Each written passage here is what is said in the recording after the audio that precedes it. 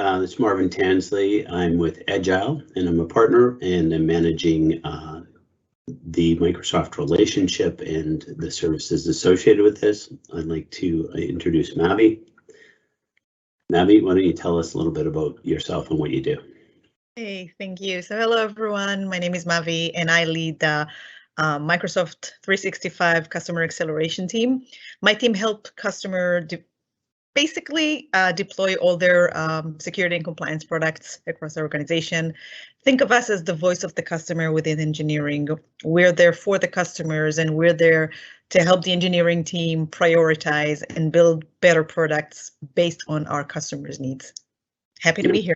We're talking about a new approach to data governance using Microsoft products for unstructured data discovery, classification, protection, and retention, and monitoring. That's a whole mouthful, but it's a big story, and look forward to telling you about how we've sort of developed a successful implementation plan that allows you to drive a center of excellence within your business, and we'll just walk through that. I'll be covering my part first, and then Mavi will give sort of the tips and tricks. So who we are, a little bit about who Agile is, talk about how we go through a unstructured data remediation framework. Mavi will talk to us about advice on data governance implementation. I'll talk a little bit about our Quick Start program, and then that will take us into the Q&A section.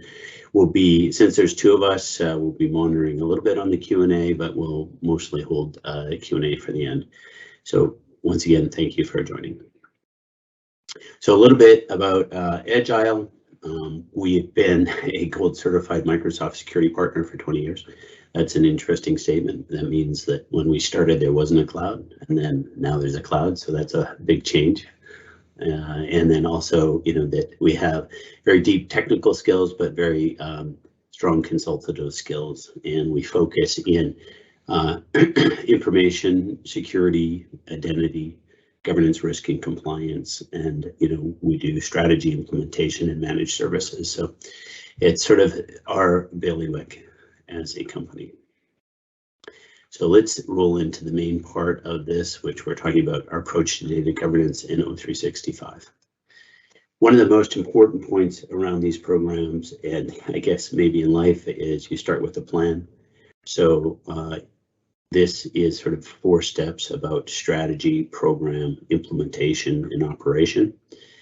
And the first 2 steps are really about looking at what is the current state of your implementation for things, understanding, do you have a strategy? What does it look like? Does it involve unstructured data and sensitive data types? Have you had issues, findings, etc.? What are your regulatory mandates? What are your policies that you've written around those regulatory mandates? And then we look from the bottom up about how do you view risk? What is your landscape of risk? What technologies you have in place? What is the maturity of people, process, and technology? And then we go from there to sort of create a maturity model. And then, with your team, we look at how do we look to the future, and how do we create a future state that will address our gaps, and what will it take in a roadmap to implement these programs, and then laying that out in project waves and phases that make sense in terms of how to get this adopted. And so what's important around unstructured data governance is how you roll out the program, what you roll it out against first, and how you signal the organization. So you have to really think of how do you do organizational change management to make sure that it's messaged, that you have all your players in place. What are your key performance indicators on the program so that you can really see that you have things happening, and how are you remediating your existing data and risk? So when we look at this, we look at an enterprise model for data governance, and we look at it from the unstructured lens. And we just talked about, sort of moving from left to right, that you need to have a way to measure what you're doing and report up to your leadership at the steering committee level. And then working all the way down through your operational stack where you've got data stewards who are down there. And we start by looking for the 20% of people that are generating 80% of the sensitive unstructured data.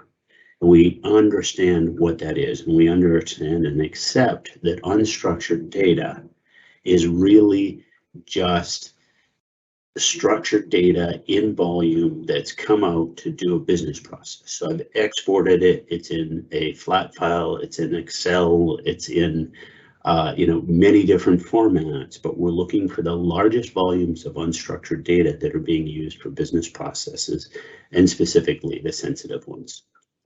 So getting started into our strategy, we need to make sure that we align our key stakeholders so that everybody has a common understanding of what we're trying to do. And when you talk with your legal team and your compliance team, they'll tell you that they have very well written policies, and that is updated on a regular basis. However, if you talk to the security and privacy and IT folks and say, how do those policies align against what security controls and control statements you'll have, often you'll see there'll be a very big gap of knowledge between the two. So this is why we need to go to the business and go ask them and understand how they're using this out of finance, out of marketing, out of customer service, whatever it might be.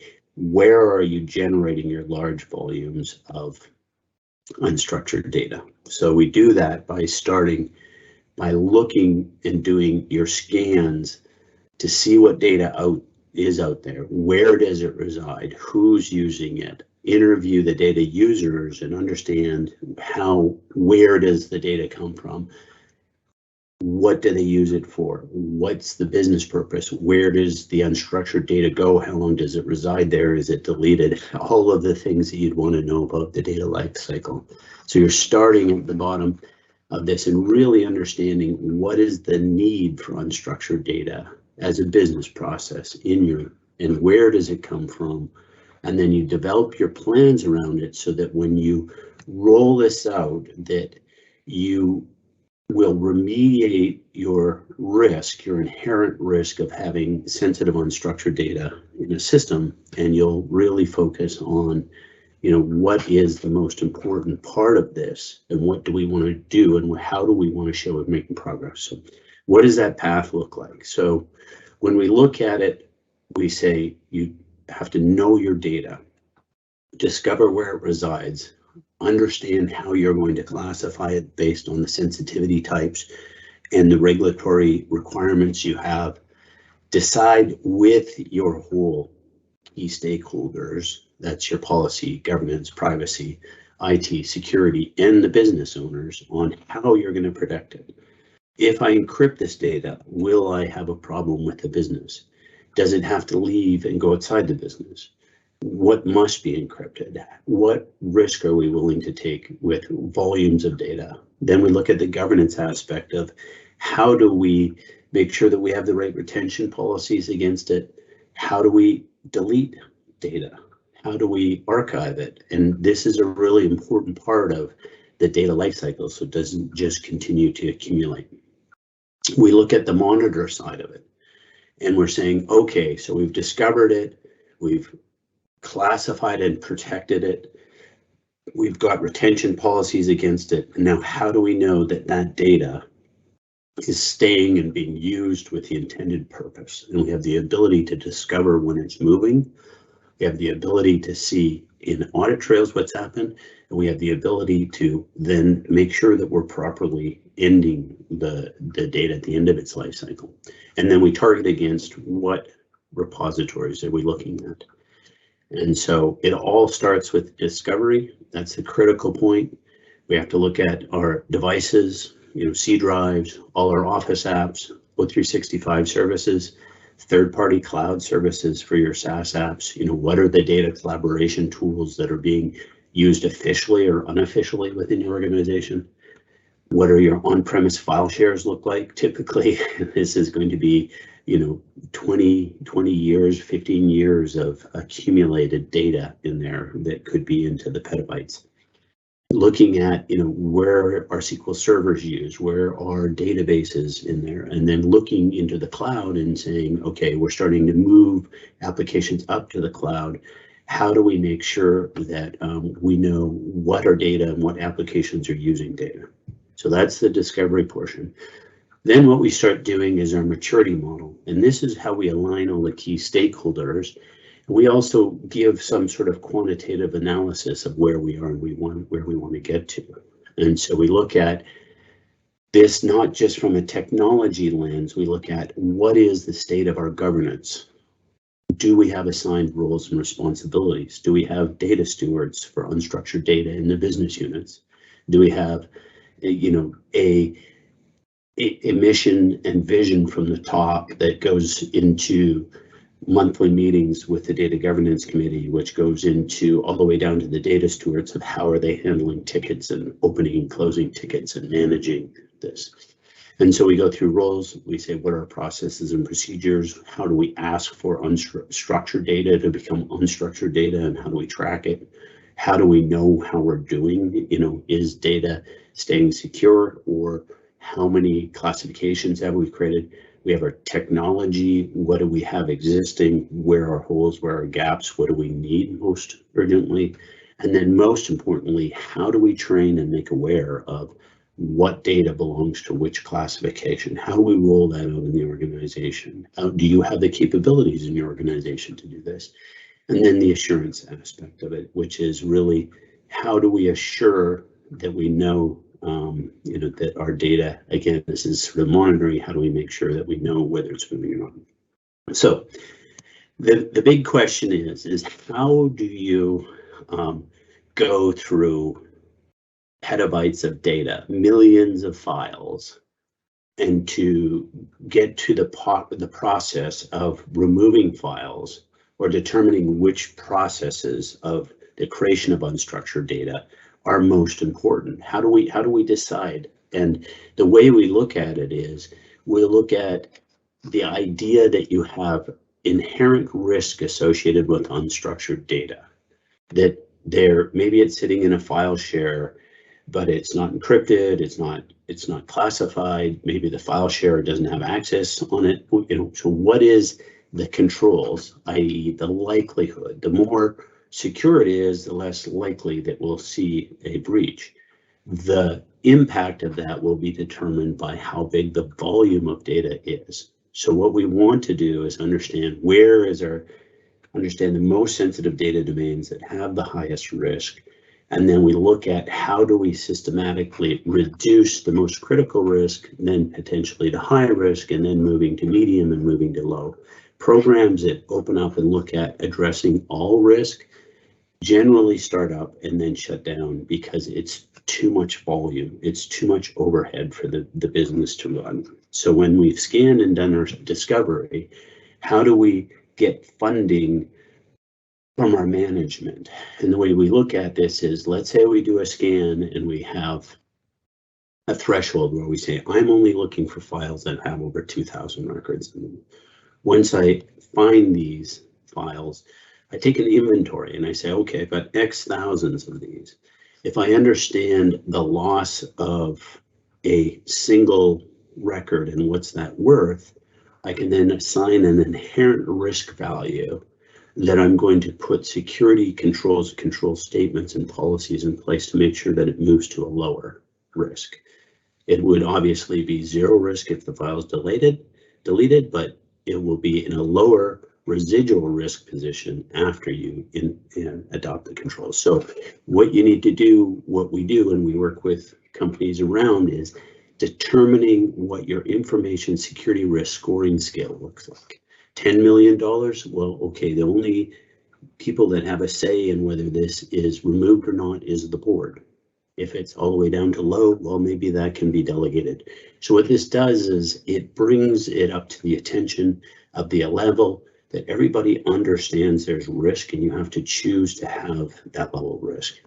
And then we do another scan. We say, well, let's look at all files less than 100. And, you know, what will turn out is that'll be like millions that have data that is sensitive and at X risk. So what we're going to say is we're going to invest X million to reduce X billion of risk.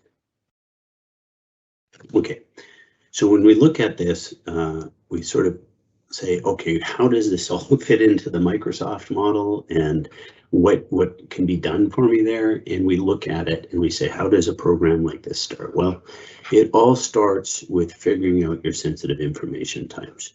If you're, you know, in the finance business, it could be NPI data. If you're in the healthcare business, it's PHI data. It's PII for everybody. As we know, all the privacy laws are rolling out. So what you need to do, though, is train these, develop your sensitive information types, making sure that you're getting to a false positive rate below that is less than 30%. In other words, you have a 70% true positive rate, because when you roll this out and it starts making suggested classifications to a document, you want it to be mostly accurate. Otherwise, your user will be frustrated that it's giving false positives all over the place. You set your sensitivity labels up, and then you determine what that sensitivity label is going to do. Is it going to encrypt the data? Is it going to make sure that it can't be edited, can't be forwarded, can only be used inside the organization? You start determining what controls will go around which labels. Then you look at, how do I enforce that? I have endpoint protection, where I can determine that data can't be moved to a USB, can't be loaded up to, say, a cloud service that isn't the official one. So you have the endpoint management, so that's outside of the VPN. How do I manage people? Then you have within the native tools within Office 365 for data loss prevention, but also the scanning and classification within those pieces. You have then MCAS, which is the Microsoft Cloud tool, which allows your applications here, that allows you to say, okay, well, we're going to officially allow a data collaboration tool to be used other than something in the Office suite. So when we start to move data through that tool, what we'll see is it will see it, classify it. And then we look at on-premises with Azure Information Protection, and this is the scanner that uses all this work that you've done up here to scan on-premises to see what your file risk looks like and how do you go through doing remediation. Once you have your sort of your ability to detect, to discover, to add classification and protection to it, now we look and say, how do I know that that data is doing what it should be doing? And we have this insider risk management concept where you have the ability to look is, do I have a compromised credential in my environment? Is data starting to move in an unnatural way, looking at the behavioral analytics piece of it? And is something happening that I need to know about? We also have Azure Purview, which allows us to have a data map of where data comes from and where it goes to, but also it allows us to manage Azure and AWS to be able to look at and use these same data classification and protection pieces. So going to the next sort of concept we're looking at here is we look at this from the concept of the cybersecurity model, where we're saying, what is our risk? We discover and understand our risk. We then put our protection in place against that risk. We then have the ability to monitor and detect whether our protection is working, and then respond should there be a lapse. So we start by looking at this and saying, what are our target systems? Do we include email? Do we include the endpoints? Do we include all of these sort of target systems? We look at what tools we're going to use, and then we look at what protection, encryption, blocking, conditional access. I'm coming from a device I don't trust. I'm only going to let somebody view it and not download it. What are the controls you're going to put in place? And what tools are you going to use for those controls? And think of it holistically. Maybe I'm going to say, this file is for finance only, and I'm going to make sure that if you want access to this, you have to have approval, and that whoever has access to it is recertified every 30 days or whatever the risk is that you're going to look at. And then we look at the governing. This is a complex topic, but it's about data retention, and it's how do I apply the right tags to say that it will last for 7 years to meet financial obligations, and then after that, it'll go through the process of being either, whatever you want. Is it archived? Is it deleted? Or is it permanently retained? And then we looked at the detection tools, and we look at how do we know what's happening with our data. We look at the insider risk management. We look at Sentinel. Sentinel can give lots of signals from all of your points up there and start to see patterns that are happening not only in your environment, but seeing the patterns of attack from the whole ecosystem and giving you the benefit of that. And then we respond, okay, data is moving improperly. Are we going to open a case? How do we start putting data on legal hold? How do we do threat hunting? And we look at that from an e-discovery process as well. So that sort of covers my part. And I think in summary, the idea there was how do we go through all of this? We have to start with a strategy focused on the highest risk areas, build use cases with your business units, make sure that they're part of the acceptance testing, and then after that, make sure that they have the ability to look at it and understand how it works, get the training, have their personnel in place they need for data stewards, have the ability to have this connected to a ticketing system so you can open tickets. I found a really big file. How are we remediating? How is it being processed? So thank you so much. I'm going to pass it on now to Mavi, and she's going to give us best practices. Thank you so much, Marvin. Hey, everyone. Welcome back. I'm going to walk you through what we recommend as a successful deployment and an information protection journey at a customer environment. Every customer is asking first, how do I get started? I know the technical stuff. I know what I need to be preparing technical wise, but how do I really get started? So few simple steps is follow the crawl, walk, run approach. Start simple. Don't introduce all the complexity, all the rules, all the encryption right from the start. Just start slow. Second important thing is plan. You got to plan in ahead. You got to understand what is the outcome. What do you want to achieve at the end of your project? And you have to plan accordingly. And if there is any change in your plan, make sure you communicate it up, down, to everyone. If you're replacing someone in your team, make sure everyone knows who the new team member, the role of everyone, who's responsible for what, etc. Also, it's super important to understand, to identify what we call project heroes. They'll be able to advocate on your behalf because there are a lot of objections org-wise from everyone. You would never guess who may reject to something. So just make sure you identify these heroes. They will help you in this journey and will help reduce all the objections. Third is prepare. You planned everything, but prepare also for your user awareness. We have a lot of material available for this.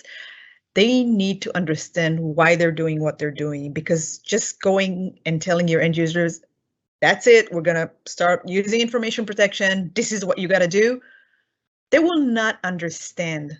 I'm not there yet. Oh, yeah, thanks.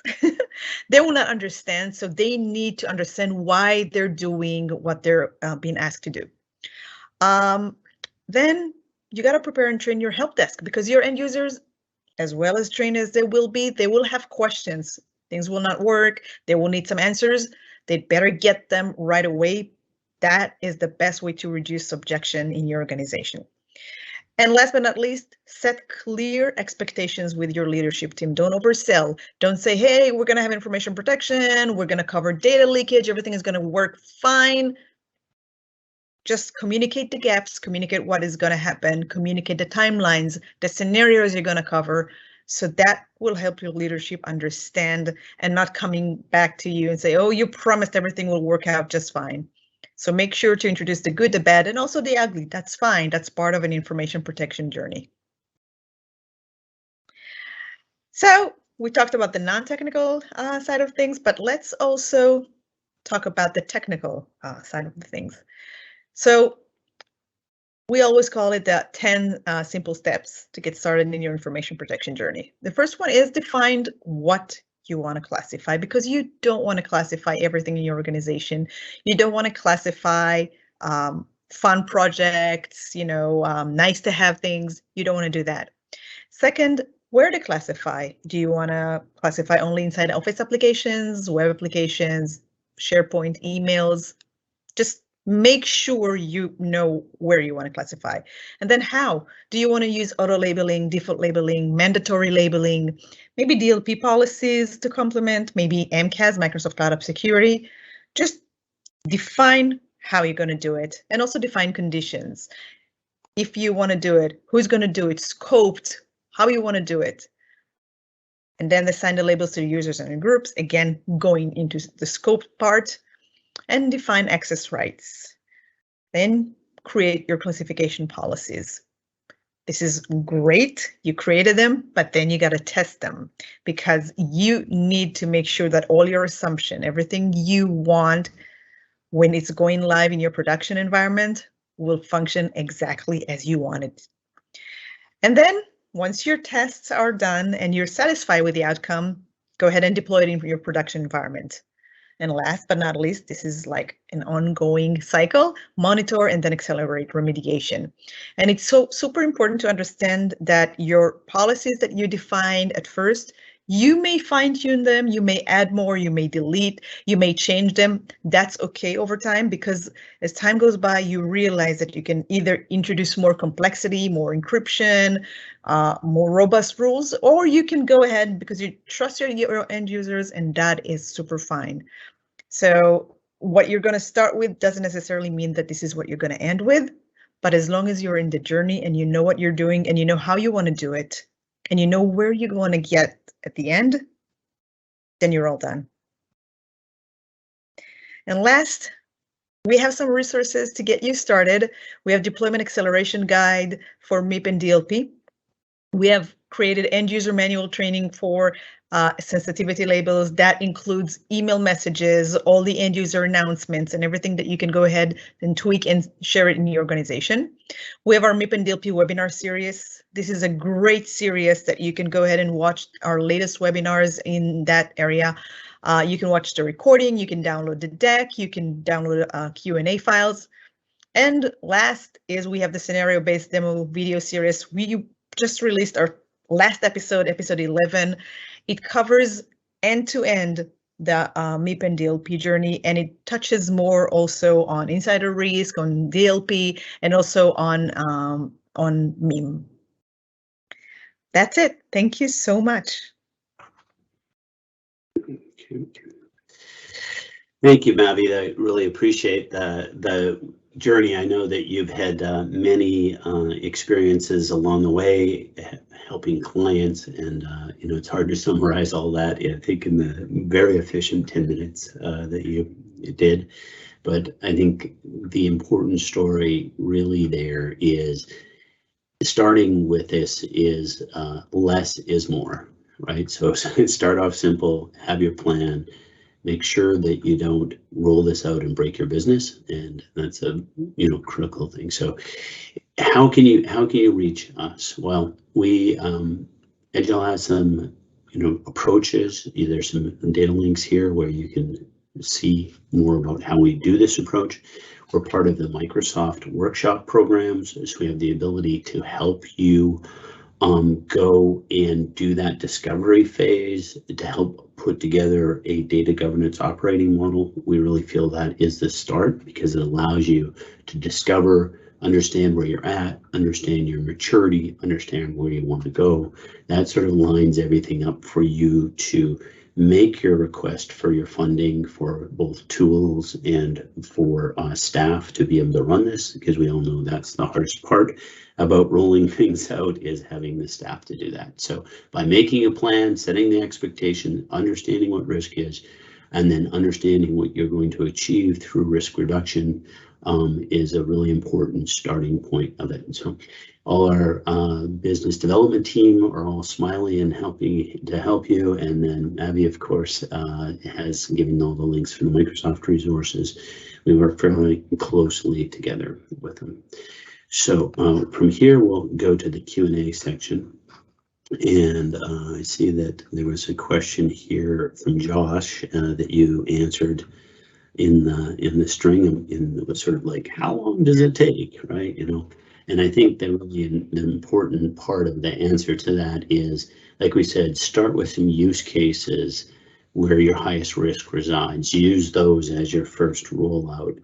And that way you have end users testing it, you have a limited scope that you're focused on, you get your controls out there, and that can be MIP first phase, and then when you go to data retention, this is a complex topic. I mean, many clients have 200 different data retention codes that are all related to finance or whatever their obligations are, contractual obligations. So you need to make sure that you're not deleting things that's critical to the organization when you're doing the remediation. You have to have, it all starts with being able to identify data, do it within a domain, do it in the domain that has the highest risk.